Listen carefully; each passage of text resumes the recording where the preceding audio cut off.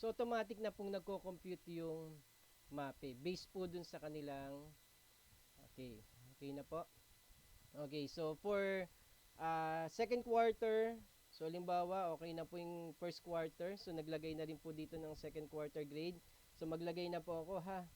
So halimbawa 90, 95, 98, 99, 97, 96, 95, 96. And then yung kanyang MAPE naman po, halimbawa music is 98, arts is 97, P is 96, health is 95. So automatic po yung MAPE, nagko-compute na rin siya. Okay? And then next, third quarter. Okay, third quarter po, halimbawa is 99, 96, 95, 94, 96, 98, 97. And then yung MAPE, 96, 98, 99, 98, 99, 97. And then, yung fourth quarter, last quarter po. Okay, 96, 97, 98, 99, 98, 97, 98. And then yung musics 97, 98, 99, 94. Okay, so and then the last one is the final rating. So kung mapansin niyo yung final rating, so meron na rin po siya, no? Naka-computed na po, no? Kaya mapansin niyo color coded po siya, ibig sabihin hindi po siya na-edit kahit anong gawin natin, kahit burahin po natin, hindi po siya mabubura. Okay? At the same time, meron na rin po siyang remarks na with high honors kasi nga po yung kanyang general average is 97. Okay? So tingnan po natin yung kanyang SF10. Okay, yung color green. Ito po yung not editable. Okay, so ayan po. Okay, so ayan po yung kanyang SF10. So mapansin nyo, may data na rin po yung, nandito na po yung data ng bata, yung information ng bata. Okay. Sir, papaano kapag ibang bata naman po yung ipiprint na SF10? So ang gagawin nyo lang po, dito po sa gilid meron po dyan. May drop down arrow po dyan. Mamimili lang po kayo ng pangalan na nilagay nyo dito sa input SF10 data. So kagaya nito, isa pa lang po yung nilagay ko, si De La Cruz 1. So automatic dito sa printing sheet, isa lang po yung makikita nating pangalan. Pero kung sakaling meron na po tayong nilagay na ibang bata, makikita po natin dyan. Okay, lagi, alimbawa, ito yung pangalawa. So mapapansin nyo, nawala yung pangalan ni Juan de la Cruz. Kasi nga po, yun yung pinili ko. Pero kung pinili natin yung pangalan na bata, halimbawa si De La Cruz 1, okay, automatic magbabago po yung kanyang SF10. So lahat ng data dito magbabago rin based po dito sa kanyang SF10 encoding or input data. Okay, so yung general average na nilagay natin, elementary school completer, okay, yung Tala Elementary na pinaggraduatean niya, address, birthday, gender, okay, yung LRN nandito rin po. Okay? And then syempre yung current grade level. So Tala High classified as grade 7, yung section po, school year, school ID, district, division, region, and then the name of advisor. Siyempre yung signature, once na na-print na po siya, doon pa lang po natin pipirmahan. Okay, so yun po yun, no? Okay, yung grade 8 nalagyan ko na po, kaya automatic naglagay na rin po ng grade dyan. Pero syempre, as grade 7 lang naman po yan, at ang unang gagamit po natin is grade 7, hindi na po lalagyan yung sa grade 8. Okay, mamaya papakita ko po kung saan yon. Okay, so ito po yun, no? Sa input SF10 data. So after ng grade 7, okay, ito na po is yung grade 8. Ayan. So mapansin nyo, may data na po yung grade 8 ko. So yung gagawa na itong grade 7, okay, sa susunod na school year, okay, ito na po yung pipil upan ng grade 8 advisor.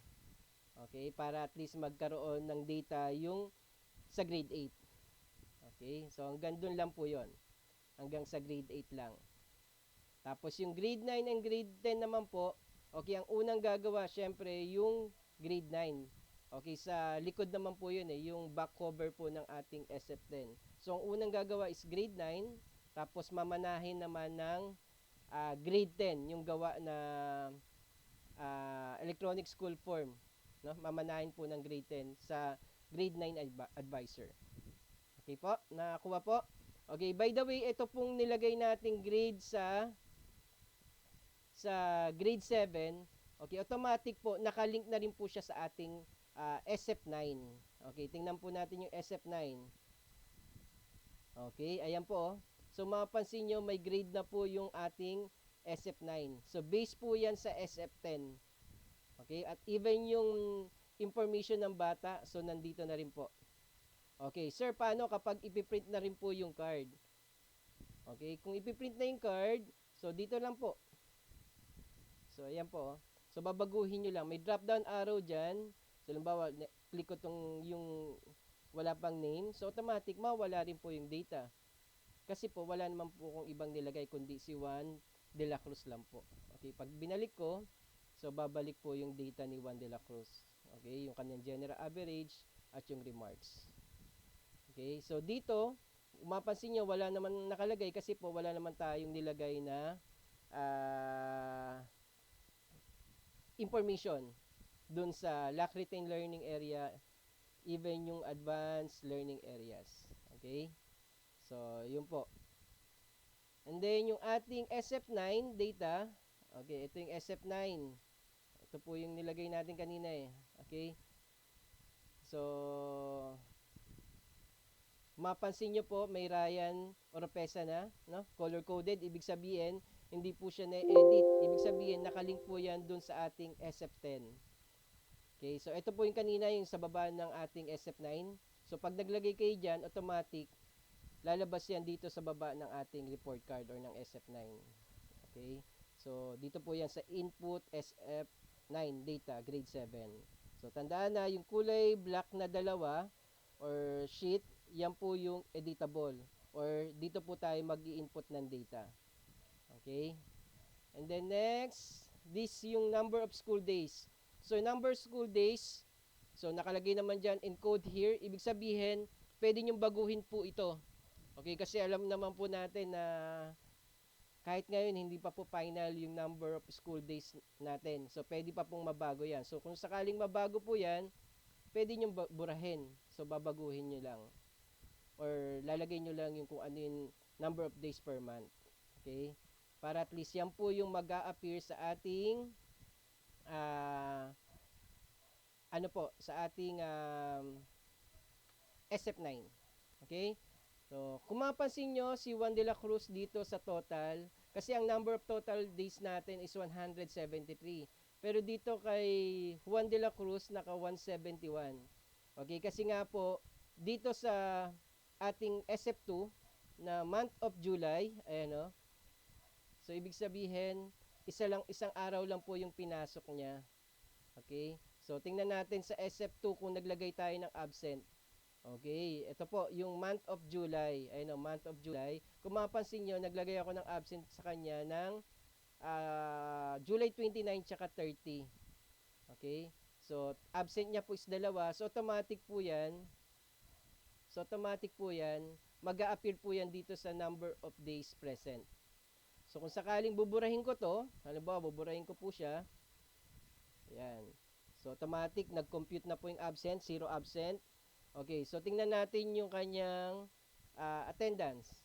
Okay, so yung automatic yung kanyang number of days present, okay, complete na rin po. So ibig sabihin, nagbago na rin po. So na yun po yung tinatawag natin na nakalink po sa auto-generated po, na? So auto-computed po siya. Okay, so balik po tayo dito sa SF9. Okay, so ito yung SF9 natin, ito yung harap po. And then yung SF9, yung card back.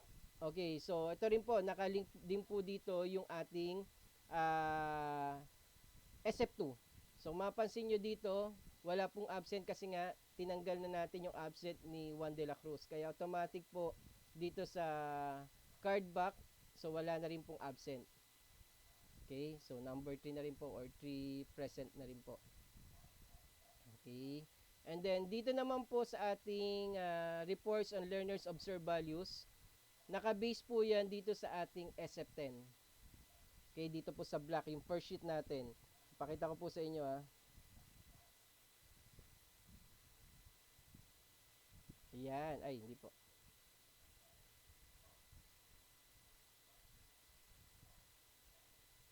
Ay sorry, hindi pala sa SF. Dito pala sa SF9. Okay, SF9 pala. Card pala yung pinag-uusapan natin. Okay, sa SF9, okay, ito po yon. So, lalagay lang kayo kung AO, ah, AO, may nakalagay naman po dyan. AO, SO, RO, or NO. So, AO stands for always observe, SO stands for sometimes observe, RO is rarely observe, and NO not observe. So, nakalagay dyan is lahat is AO or always observe kasi kung mapansin nyo po dito sa ating SF9, okay, ang lahat po ay nilagay ko na AO. Okay? So, pero kung may nilagay kayong NO dyan, so automatic lalabas din po sa ating SF9 sa likod po is NO. Okay? So, ayan po. And then, ito naman po yung pipirmahan ng mga parents kapag pinakita na natin sa mga parents or sa kanila. And then, yung card type, okay, ito po yung printable. Printable din po siya. Kaso, mas mamamaximize yung bond paper natin. Kasi kada isang bond paper, talagang 4 yung pwedeng magkasya na card. Okay, so ang gagawin natin, so yung mapansin nyo, isang page lang siya, pero hinati sa 4 na card. So, ang gagawin nyo lang kung gusto nyo i-print, so babaguhin nyo lang po to. Halimbawa, itong una natin, yung pangalawa. Okay, wala pa ako nilagay. And then, yung pangalawang report card natin, halimbawa si Juan de la Cruz. And then, yung pangatlo, baguhin lang natin, i-click lang natin kung sinong estudyante gusto nating i-print. Okay, so halimbawa, Juan de la Cruz ulit. And then, last one, Juan de la Cruz po ulit. And then, print. Okay, so pag nag-print kayo, mapansin nyo, meron pong legend po sa gilid. So, may mga note po nakalagay sa gilid para at least tama po yung pagkaka-print natin. So, halimbawa, click the learner's name to generate the drop-down list. Okay, ito po yun. Pipili lang po kayo. And then, sa printing naman po, page layout po natin, naka-long bond paper po siya. 8.5 by 13 inches. And then, yung margin, naka 0.3 cm. Yung bottom naman po natin, 0.3. Top 0.3, bottom 0.3. Right and left 0.3, and then yung scaling natin naka 99% po. So yung sa margin po, madali lang po siya makita, dito lang po sa ating page layout, tas margin. Okay, and then custom margin po natin, so ayan po, i-adjust lang po natin. Halimbawa 0.3, yung left and right niya is 0.3, and then yung top and bottom po is 0.3 rin po. And then, okay po. Okay, tapos po yung ating scaling naman po, nandito naman po siya sa page layout. Ayan po, oh, naka 65 po siya. So, gagawin lang nating 69. Okay, so pag ganyan, napansin nyo merong broken line, ibig sabihin, maliit po yung ipiprint niya. Kaya hanggang dyan lang po. So, pwede natin baguhin yan. Okay, kasi depende rin sa printer po minsan eh. So, adjust lang po natin. Isakto po natin dun sa pinaka-line po ng ating printing page po. Okay, so ayan po. Kung sakto siya, kaso naging 64 naman po siya. So, depende po kasi sa computer at printer po, no? Kasi minsan 69, minsan 64, minsan 65. So, depende po sa printer tsaka sa computer na ginagamit. So, basta mahalaga, hindi makikita yung broken line sa loob ng ating printing page po. Okay, o kaya check nyo rin po dito sa print preview para ma-check nyo po kung kompleto. Okay, kaso hindi pa nakabukas yung aking printer. Pero okay na po yan, nakapag-print test na po ako. So automatic magpiprint po yung buong page na to. Tapos mahati nyo siya sa 4 na report card. Okay? Nakuha po. And then yung ating school form naman po, SF2. Okay, so ganyan lang po. So nakalagay na po yan. Okay, so pwede nyo lagyan, halimbawa, yung mga holidays. So kasi dito nakalagay dito sa ating first day is July 29. Okay, kaso hindi pa po ako naglagay ng mga holidays kasi nga daw po nababago po yung ating school calendar tsaka yung number of days. So pag once na halimbawa kagaya nito, All Saint Day, so automatic na naka All Saint Day naman yung ating November 1. So okay lang po. Pero kung sakaling may mga declaration ng holiday, copy nyo lang po yan and then ilagay nyo lang po sa kung saan yung dineclare na holiday. Okay po? Tapos kung maglalagay naman po kayo ng absent, lagay nyo lang po ng capital letter na X. Okay? So, ganun po. So, kung hindi naintindihan, meron naman po diyang notes sa gilid. Ayan. Yung ating page layout for printing para sakto po. Kagaya na ito, naka 46 po siya. Oh. Okay. So, mahalaga po, wala pong nakikita sa loob na broken line na kulay blue. Kasi, ibig sabihin, makakat po yun. Okay. So, November, December, January, and then February, March, and then April. So, April, kung di ako nagkakamali, hanggang April 15 lang po. So, automatic, pwede na natin burahin yung excess na days. Okay? Or depende, kung hindi naman pabura, okay lang din po. Okay, so mahalaga, hanggang April 15 lang po yung last day natin. Okay po? Okay, so kung sakaling may question po, pwede po kayong magtanong sa ating mga representative ng bawat department po. Kasi po, i-inform na lang po namin sila sa mga ilang concern o yung mga hindi talaga po naintindihan. Okay po, maraming salamat po.